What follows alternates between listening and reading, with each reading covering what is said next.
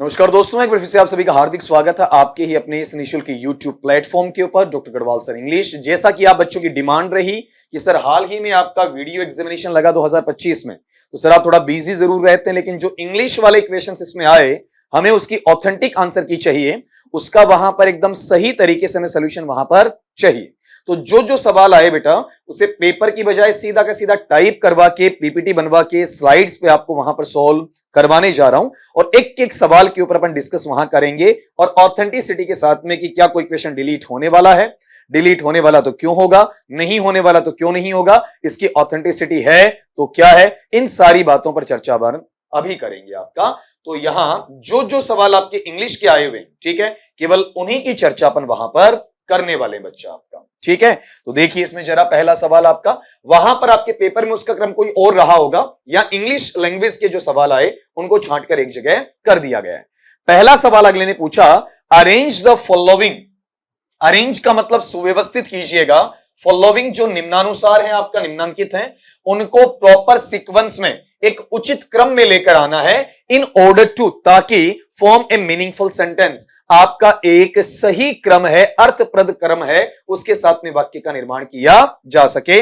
अगले ने एक वाक्य को 5 टुकड़ों में बांट दिया और 5 टुकड़ों में बांटने के बाद कौन सा पहले आएगा, कौन सा बीच में आएगा, कौन सा लास्ट में आएगा, इस तरीके से आपकी डीलिंग वहां पर करनी है बेटा जी, ठीक है। तो सबसे पहली बात यह कि द लाइट फ्रॉम की रोशनी आ रही है, सीम्ड टू प्रतीत हुई या लगी, हिम उसे, द रूम कमरा, डेजल का मतलब चकाचौंध करना, ठीक है। तो आप पहली बात ये बताएंगे कमरा आया है या कमरे से रोशनी आई है, कमरे से रोशनी आई है। तो पहला सब्जेक्ट बनना है, तो हिम तो बेटा ऑब्जेक्ट होता है, तो हिम से शुरुआत नहीं कर सकते आप, ठीक है। सीधा वर्ब से शुरुआत नहीं होगा सीम्ड, सीधा यहां डेजल चकाचौंध से शुरुआत नहीं होगा, तो दो चीजें बची, the light from the room, तो रूम लाइट से आ रहा है या लाइट रूम से आ रही है, लाइट आपका रूम से आ रही है, तो ये पहला पार्ट आपका वहां पर इसके अकॉर्डिंग अपन देखते हैं और उसमें आगे जो हमें दिया हुआ है वो चेक करो, इस तरीके से इसके ग्रुपिंग बनाए हुए उनके आधार पर अपने को वहां पर लेना पड़ेगा। तो द लाइट आई है तो सबसे पहला ये होगा 1 नंबर पे, ठीक है। लाइट कहां से आई, कमरे से, ये 2 नंबर पे, और ये लगी, प्रतीत हुई, तो सीम्ड टू, ऐसा लगा, ठीक है। और किसे लगा वहां पर आपका, उसे, कैसा कि उसे चकाचौंध ये अवस्था में ले आए, उसकी आंखें चुंधिया जाएं, उसकी आंखें बंद सी होने लगी आपका, उसके लिए कुछ दिखाई नहीं पड़ा, अंधेरा सा छा गया उसकी आंखों के समक्ष, इसे अपन कहते हैं डेजल करना। और किसके लिए बताओ आपका वहां पर, हिम के लिए। तो यहां ये बनता है 1 वाला पार्ट है, उसके बाद आपका गौर करो ये 3 वाला, 5 वाला, 2 वाला, 4 वाला, इस तरीके से आपको देखने को मिलता है। क्या ऐसा आपके पास में वहां पर पैटर्न देखने को मिलेगा? तो आप गौर करना, इसमें 1 3 5 2 4 अगर इस तरीके से आप लेते हो, ठीक है, वो तो अपन ने लिया ना कि ये कौन सा किस पे जाना चाहिए, ठीक है, वो अपन देखेंगे। तो सबसे पहले ये पहला है, ठीक है, उसके बाद में ये चौथा है, ये तो अपन ने क्रम बना लिया, तो ये मेरे पास में पहला हो गया, ठीक है। पहला कितने नंबर पे है आपका, 1 नंबर पे, फिर दूसरा कितने पे हो गया आपका, 4 पे, तीसरा कितने पे हो गया आपका, 2 पे, ठीक है, फिर चौथा कितने पे हो गया आपका, 5 पे, ठीक है, फिर बेटा अपने पास में पांचवा है, पांचवा कितने पे हो गया, 3 पे।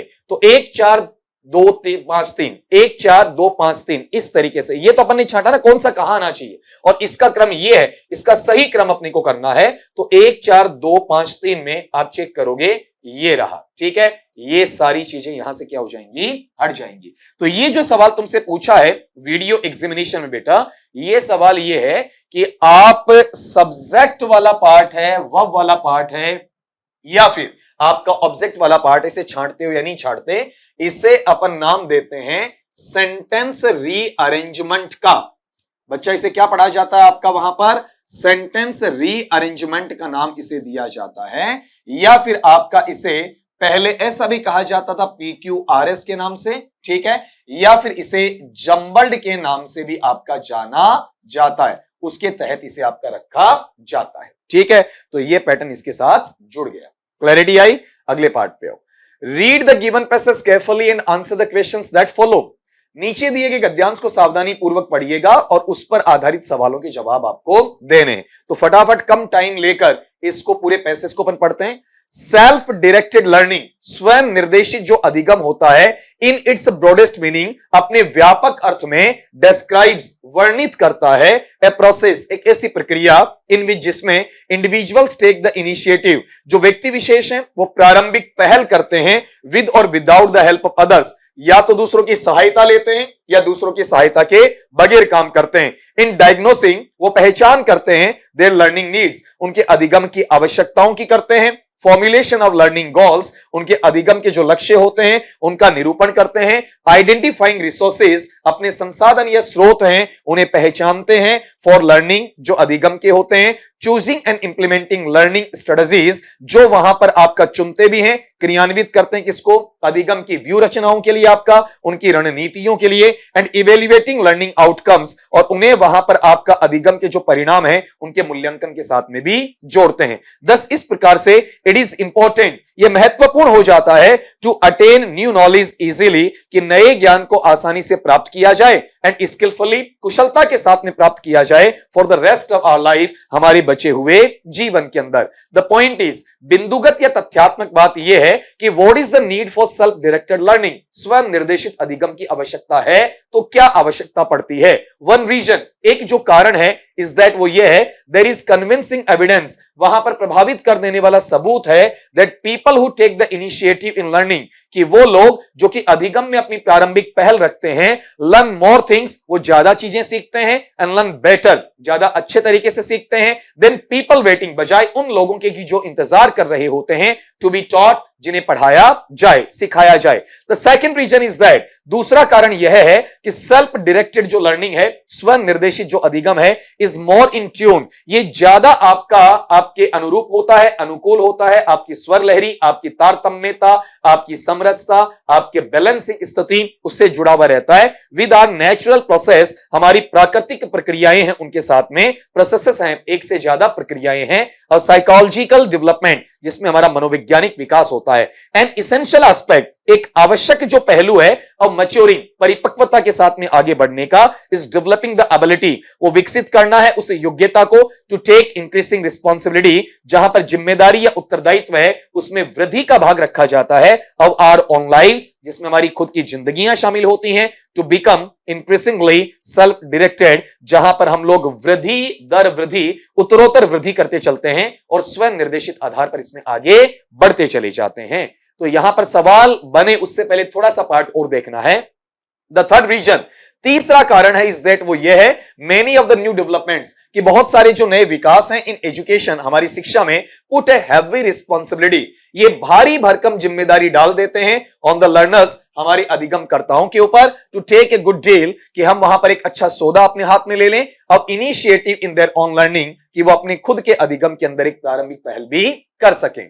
To meet the challenges in today's instructive environment, आज के टीचिंग लर्निंग प्रोसेस में, शिक्षण अधिगम प्रक्रिया में, आज के अनुदेशन की प्रक्रिया में, आज की निर्देशात्मक प्रक्रिया के तहत आज हमें बहुत सारे चुनौतियों से सामना करना पड़ता है, मिलना पड़ता है। ऐसे हालात में सेल्फ डायरेक्टेड लर्निंग, स्वयं निर्देशित जो अधिगम है, इज मोस्ट एसेंशियल, सबसे ज्यादा आपका आवश्यक है, सबसे ज्यादा अवश्यंभावी वहां देखा जाता है। अगला सवाल क्या कर रहा है, on the basis of your reading of the passage, इस गद्यांश के आधार पर पढ़ने के बाद में, select the most appropriate option, आप सबसे सही या उपयुक्त विकल्प का चुनाव करें, फ्रॉम दोज प्रोवाइडेड, जो विकल्प आपको उपलब्ध करवाए गए हैं, for the questions that follow, उन प्रश्नों के लिए जो कि प्रश्न इसके नीचे देखने को मिलते हैं। ठीक है, तो यहां गौर करना, अपने पास में ये पैटर्न आया, in self directed learning individuals, ये अपना दूसरा सवाल हो गया। कॉम्प्रीहेंशन का सवाल बेटा इसे कहा जाएगा, अनसीन पैसेज का सवाल इसे वहां पर आपका बोला जाएगा,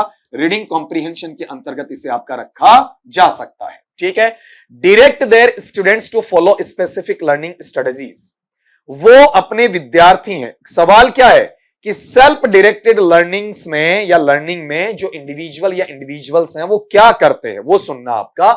direct their students to follow specific learning strategies, वो अधिगम की व्यू रचनाएं या रणनीतियां हैं, विशिष्ट तौर पर अनुसरित करने के लिए अपने विद्यार्थियों को निर्देशित करते हैं।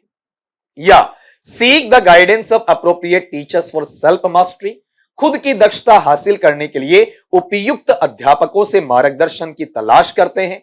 या टेक द इनिशिएटिव, वो प्रारंभिक पहल या शुरुआत करते हैं to clear other people's doubts, दूसरे लोगों के संदेह या शक को दूर करने वाला पार्ट वहां पर करते हैं ड्यूरिंग द लर्निंग प्रोसेस। किसके लिए? वहां पर अपनी जो सीखने या अधिगम की प्रक्रिया है उसके साथ में इसे आपका बताया जाता है। या फिर themselves take, वो खुद वहां पर इस चीज को लेते हैं, द नेसेसरी स्टेप्स, वो आवश्यक कदम लेते हैं, वो आवश्यक चरण लेते हैं आपका for formulating and evaluating there learning strategies, कि वो अपनी अधिगम की जो व्यू रचनाएं या रणनीतियां हैं उनको निरूपित कर सकें, उनका मूल्यांकन वहां पर कर सकें। तो आपकी तरफ से इसका सही जवाब आ जाना चाहिए। अगर आपने इसे ट्राई किया हो बच्चा तो इसमें गौर करना, ये बात कर रहा है सेल्फ डायरेक्टेड की, तो खुद के लिए तो चाहिए ना, ये यहां पर इनको थोड़ी डायरेक्ट करेगा। सेल्फ डायरेक्टेड में ये अपने बच्चों को डायरेक्शन नहीं देगा, अपने विद्यार्थियों को डायरेक्शन नहीं देगा, ठीक है। सेल्फ मास्टरी तो लाएगा, ठीक, लेकिन वो एप्रोप्रिएट टीचर से नहीं लाएगा, खुद के डायरेक्शन से लेकर आएगा। ये दूसरे लोगों के डाउट क्लियर करने से पहले खुद को मजबूत वहां पर करेगा। तो इसमें आंसर तो हमें देना है, तो क्वेश्चन नॉट अटेम्प्टेड अपन नहीं छोड़ेंगे आपका, ये वहां पर फॉर्मुलेशन इवेल्युएशन अपनी लर्निंग स्ट्रेटजीज में करेगा। अगला सवाल लीजिएगा, number 3, one of the reasons for the need for self directed learning is that, एक महत्वपूर्ण कारण अपने स्व निर्देशित अधिगम के लिए कौन सा हो सकता है? पहले चारों पढ़ लो आपका। It helps people to learn more things and learn better than those waiting to be taught, ये लोगों की मदद करता है कि वो वहां पर ज्यादा चीजें सीखें, ज्यादा विषय वस्तु को सीखें और साथ में ज्यादा अच्छे तरीके से सीखें, बजाय उन लोगों के कि जिन्हें सिखाए जाने के लिए वहां पर इंतजार किया जाता है। या it is a more cost effective method of learning, ये अधिगम की कम लागत वाली, कम शुल्क वाली क्या है आपका वहां पर प्रणाली है। या it is a modern method of learning, यह अधिगम की आधुनिक पद्धति है। या इट इज लेस चैलेंजिंग, यह कम चुनौती भरी है आपका। तो आप चेक करें, यहां पर चुनौतियां तो आएंगी, बिल्कुल चुनौती आएंगी आपका वहां पर, तो कम चुनौती का कोई सवाल नहीं है। लर्निंग की यह मेथड पहले भी थी, केवल मॉडर्न नहीं है आपका। इसमें पैसे का कोई उल्लेख, पूरे पैसे इसमें आपका किया हुआ है ही नहीं, रुपए का कोई लेन देन की बात नहीं हुई। ये हमें ज्यादा चीजें सीखने का मौका देती है, ठीक है, और वहां पर ज्यादा अच्छे तरीके से, जो कि इंतजार में रह रहे होते हैं किसी दूसरे से सीखने के, बल्कि खुद से सीखे तो ज्यादा अच्छे तरीके से सीखा जा सकता है। अगला, which of the following best describes self directed learning, निम्नांकित में से सबसे अच्छे तरीके से स्वयं निर्देशित अधिगम को वर्णित कौन करता है? जब आप खुद को क्या कर रहे हैं आपका वहां पर अधिगम दे रहे हैं, खुद को अधिगम में इन्वॉल्व कर रहे हैं, खुद के बेस पर कर रहे हैं, तो ये चीजें बेचा सुनना कि अपने पास पैसिव निष्क्रिय कैसे रहेगा, आप फुल्ली एक्टिव हो गए।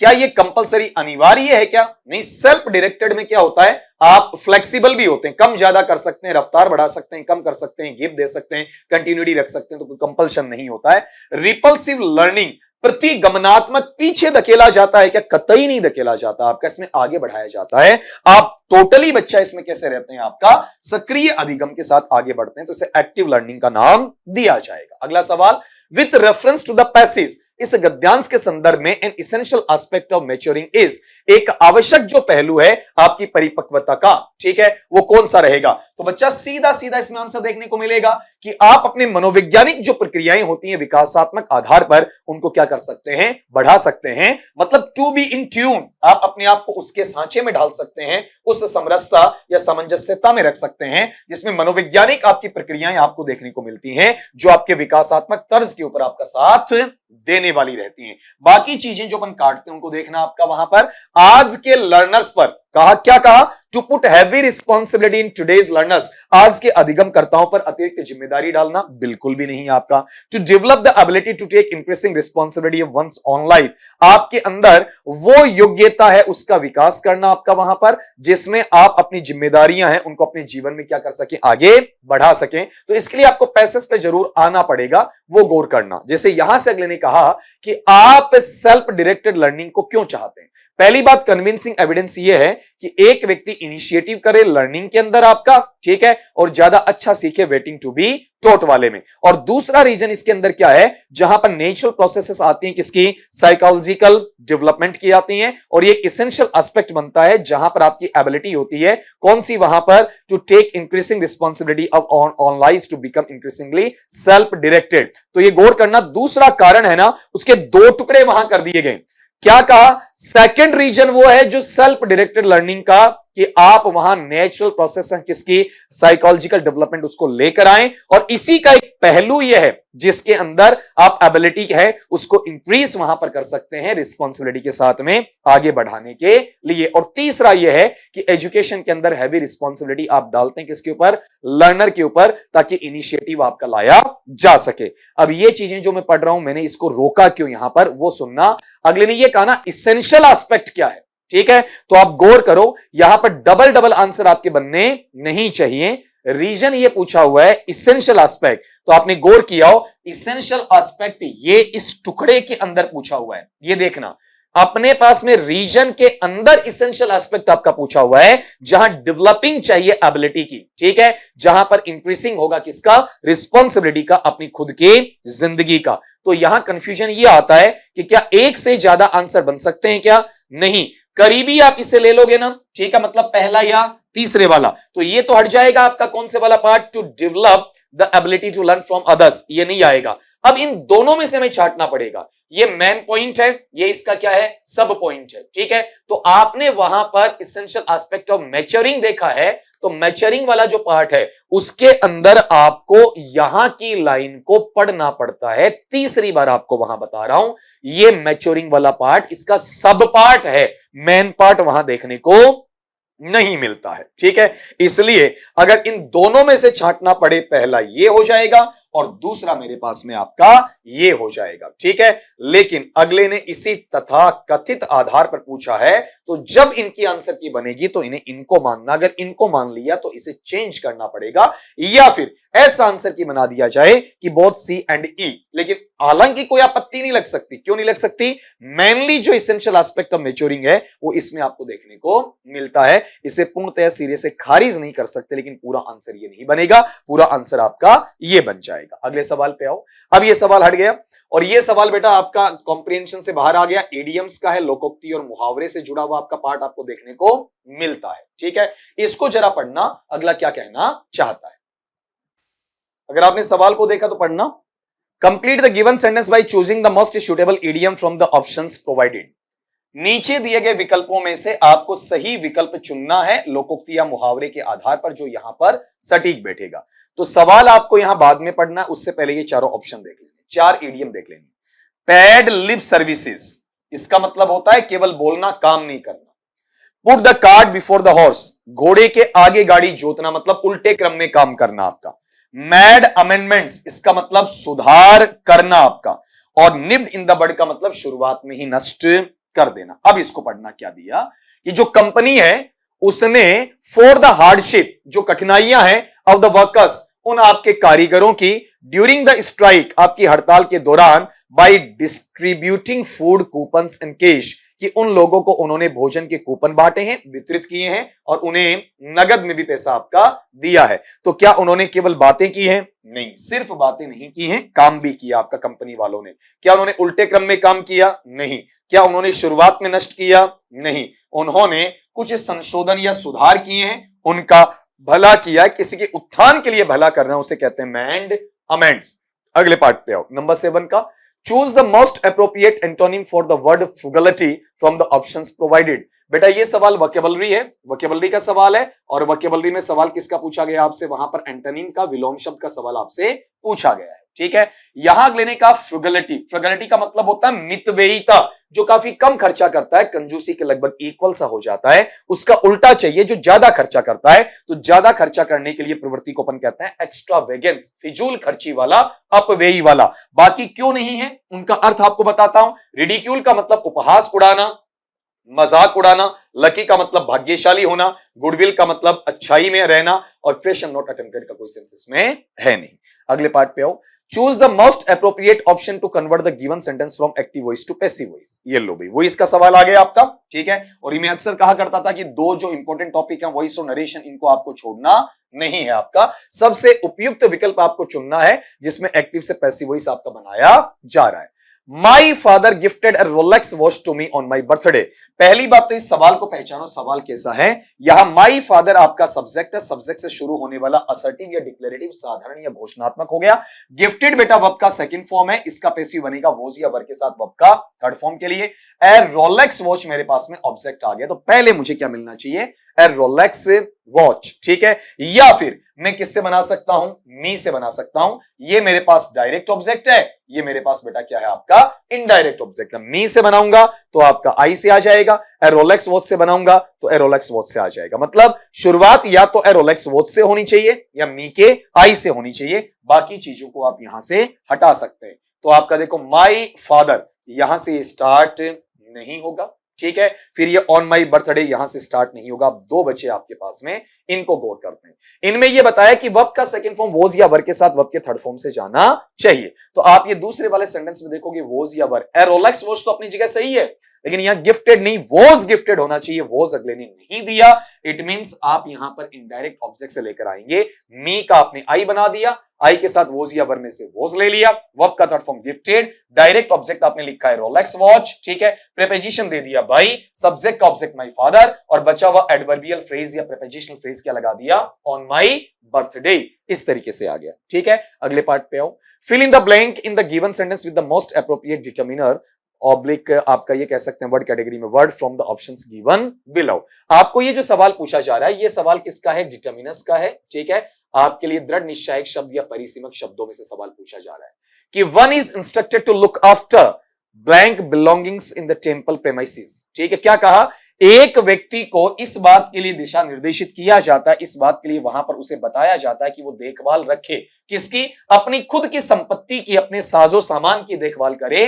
कहां पर, मंदिर के दायरा क्षेत्र में, उसको किसी दूसरे की जिम्मेदारी पर ना छोड़े। अगर चोरी हो जाता है तो टोटली उसी की हेडेक वहां रहेगी। तो सिंपल सा बेटा इसमें बना पड़ा है कि आपके पास में जो वन आ रहा है, तो वन का जो पॉसेसिव नेचर में डिटर्मिनर बनेगा वो बेटा क्या नहीं बनता, बताओ। देखिए आपका वहां पर योर नहीं बनता है, ठीक है। मैं काटता चलूंगा यहां पर, यहां वाले में यू से योर बनता है, वन का माई नहीं बनेगा, आई का माई बनता है, इट का इट्स बनेगा। लेकिन यहां पर वन का अगर बनाना चाहें तो वन का वहां क्या बनेगा, आपका वंस बनेगा। बड़ा सिंपल सा है। अगले सवाल पे आओ। Choose the most appropriate option to convert the following sentence from direct speech to indirect speech. आपको प्रत्यक्ष कथन से अप्रत्यक्ष कथन में जाने के लिए क्या करना, सबसे उपयुक्त विकल्प को आपका चुनना है। तो यह सवाल हो गया नरेशन का, डायरेक्ट से इनडायरेक्ट स्पीच का, या फिर आपका रिपोर्टेड स्पीच का सवाल इसे कहा जा सकता है। Jenny said we have lived in China for 5 years। ये सवाल आप अगर चेक करते हैं तो यहां से देखो वी सब्जेक्ट से स्टार्ट होने वाला रिपोर्टेड स्पीच मतलब असर्टिव है, तो असर्टिव में आप सैड का वापस क्या रख दीजिए, सैड रख दीजिए। बीच में जोड़ने के लिए क्या आ जाएगा, दैट आ जाएगा। वी आपके पास में फर्स्ट पर्सन सब्जेक्ट जेनी के मुताबिक, जेनी का शी बनता है, लेकिन बहुवचन बनाना तो शी का बहुवचन क्या हो जाएगा बेटा, आपका दे हो जाएगा। हैव किस में चला जाएगा, हैड में चला जाएगा। ये लॉजिक सॉल्व हो गया आपका, ठीक है। अब यह चेक करो कि अपने पास में ये सारी चीजें कहां देखने को मिलती हैं। देखो यहां पर जेनी आ गया, सैड आ गया, दैट आ गया, दे आ गया, हैव का हेड आ गया, बाकी वैसा का वैसा lived in China for 5 years। ये अपना आंसर रहा। बाकी को अपन काट के देखते हैं कि वो आंसर क्यों नहीं है। पहले वाले में पहली बात यहां पर टोल्ड, ठीक है। दूसरी बात यहां से आपका हेड गायब, ठीक। अगला दूसरे वाले में नरेटेड अलग मैनर में आप लेकर आ गए, ठीक है। दूसरी बात आपने यहां पर जो 4 है उसका क्या कर दिया, बताओ, आपका सिंस कर दिया, जिसकी आवश्यकता नहीं थी। तीसरे वाले में आपने क्या किया, आपने हेड के साथ में वर्ब का थर्ड फॉर्म देना था, क्या दिया, बीन प्लस वर्ब का फर्स्ट फॉर्म प्लस आईएनजी, जो वहां लगना नहीं है। अगले सवाल पे आओ। Fill in the blank with the most appropriate form of the verb from the options given below. अगर इसकी आप बेटा बात करते हैं तो यहां बात होती है किसकी, टेंस की, या फिर आपके correct forms of the verb की बात होती है। आपका वहां पर क्या कहा, आई blank along the street when suddenly I heard footsteps behind me. मैं वहां पर गली के किनारे पर चल रहा था, ठीक है, तभी मैंने किसी के आने की आवाजें सुनी। तो ये बेटा मेरी क्लासेस में अगर YouTube पे आपने ढंग से देखी तो मैं वेन का रूल बार बार बताया करता हूं। वेन अगर पास्ट टाइम में आता है और जब का मीनिंग देता है, रिलेटिव एडवर्ब का, संबंध सूचक या संबंधवाचक क्रिया विशेषण का देता है, तो जो काम पूरा हो गया वर्ब का सेकंड फॉर्म लेता है, जो काम काफी समय पहले पूरा हुआ वहां पर हेड प्लस वर्ब का थर्ड फॉर्म लेता है, और जो काम जारी था वहां पर वॉज या वर्ब के साथ वर्ब का फर्स्ट फॉर्म प्लस आईएनजी लेता है। तो मैंने अपने पीछे कदमों की आवाज सुनी, ठीक है। अगर आप ये कह रहे हैं तो ये काम तो पूरा हो गया, लेकिन उस वक्त आप क्या कर रहे थे, चल रहे थे। पहली बात तो प्रेजेंट में नहीं बल्कि पास्ट में चल रहे थे, तो प्रेजेंट वाली चीजों को बाहर करो, एम नहीं आ सकता, ठीक है। फ्यूचर वाली चीजों को बाहर करो, विल नहीं आ सकता। अब आई के साथ में आप वर्ब कैसे लगाओगे, यहां कोई आपका इमेजिनेशन, सपोजिशन, कल्पना तो है ही नहीं, तो आई के साथ में क्या लगेगा बताओ। देखिए आपका वहां पर वॉज और वर्ब का फर्स्ट फॉर्म प्लस आईएनजी क्या आ गया, वॉकिंग। आंसर आपको मिल गया, लेकिन आगे चेक करो, somebody मी, कोई आदमी मेरा पीछा कर रहा था, कोई मेरे पीछे पीछे आ रहा था। ये भी आपका पास्ट में कंटिन्यूटी शो कर रहा है। someone, somebody, something, anyone, anybody, anything, no one, nobody, nothing, everyone, everybody, everything, ये सारे एक वचन होते हैं तो वॉज लेंगे आपका, और वर्ब का फर्स्ट फॉर्म प्लस आईएनजी क्या जाएगा, फॉलोइंग। अगले सवाल पे आओ, fill in the blank with the most appropriate preposition from the options given below। यहां जो सवाल आपके पास में आ रहा है, ये सवाल बेटा आपका किसका है, preposition का है, पूर्वसर्ग या फिर आपका संबंध सूचक अव्यय का बोला जाएगा। क्या कहा इसमें, I'm afraid you may be blank for a bit of show। बेटा ये रियल में preposition का सवाल कहा तो जा रहा है, लेकिन इसके अंदर इन्होंने क्या मांग लिया पता है आपका, वहां पर एक फिक्स ईडीएम मांग लिया है, ईडीएम के अंदर से preposition मांगा है आपका।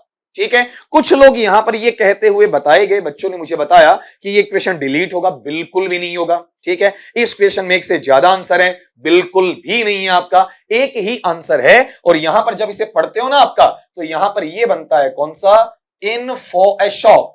ये लो, ये गौर करना, इन फॉर, ठीक है, ए शॉक। ठीक है, इस तरीके से आपका ये पैटर्न बनता है। अब यहां पर ये अपने पास में क्या, एक फिक्स ईडीएम है आपका। इसका मतलब किसी को वहां पर ऐसा लगता है कि आप किसी काम के बीच में रह जाते हो, किसी काम को पूर्णतया कर नहीं पाते हो, झटका सा लगता है, सदमा सा आपको लगता है। अब इस भाई ने क्या किया, यहां पर बीच में ये चीजें जोड़ दी कंफ्यूज करने के लिए।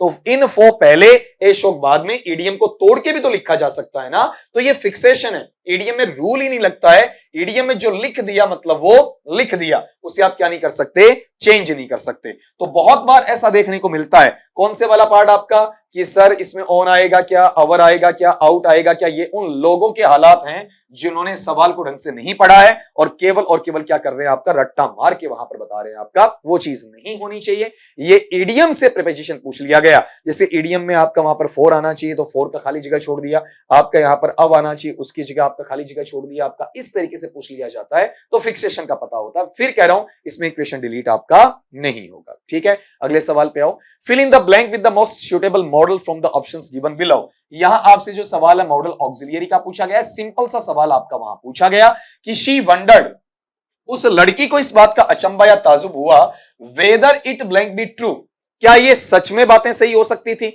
तो पहली बात तो वंडर्ड यहां पर क्या, पास्ट टाइम है। ठीक है, आपका भूतकाल का समय आपको वहां पर देखा गया है। तो आप ये बताओ केन किस में आता है, प्रेजेंट टाइम में आता है। और यहां पर शेल किस में आता है आपका, फ्यूचर में आता है। विल किस में आता है, फ्यूचर में आता है। मुझे पास्ट चाहिए तो पास्ट के नेचर में एक ही तो मॉडल दिया गया, कौन सा आपका, कुड दिया गया। उसने ये अचंभे के भाव के साथ में देखा या पाया कि क्या ये सच हो सकता था।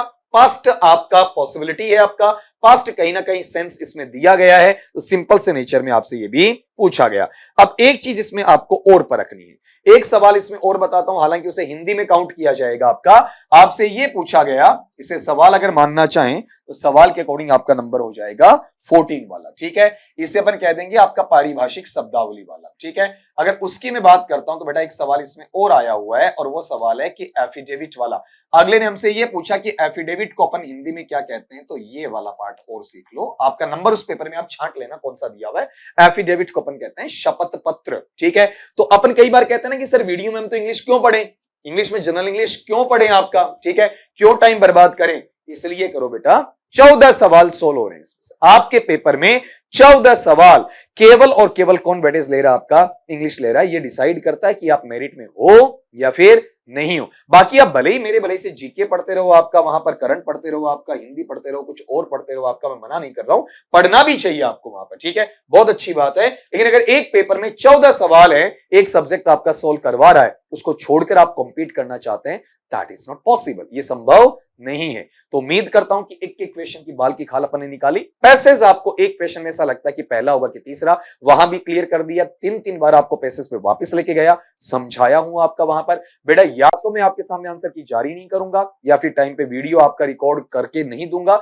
तब तक नहीं दूंगा जब तक कि मेरे पास में टाइम नहीं होगा। टाइम होगा, और टाइम होने के बाद में अगर आपको मैंने यहां पर आंसर की डाल दी तो उसमें कोई शक शुबा नहीं बचेगा, कहीं पर कोई डाउट की कंडीशन नहीं बचेगी। तो मिलता हूं आपका नए वीडियो में नए कंटेंट के साथ में, तब तक के लिए इसी उम्मीद के साथ में कि आप बच्चों का इस एग्जाम में सिलेक्शन हो रहा है। ठीक है, अगर नहीं हो रहा है तो निराश होने की कतई आवश्यकता नहीं है। एक बार फिर से तैयारी में जुड़ जाइए आपका वहां पर, और बढ़िया तरीके से स्वस्थ रहिए, मस्त रहिए, लेकिन बेटा पढ़ते रहिए।